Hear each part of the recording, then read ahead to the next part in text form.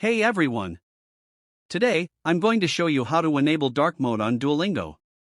If you prefer a darker interface for those late-night study sessions, this one's for you. First, open the Duolingo app on your device. You can use either the mobile app or the web version. Next, tap on your profile icon in the top right corner. This will take you to your account settings. Scroll down until you see the Settings section. Here, look for Appearance or Display. Now, find the option for Dark Mode and toggle it on. You might see options like Always, Light, or System Default. Choose Always if you want it on all the time. And that's it. You're all set to enjoy Duolingo in dark mode.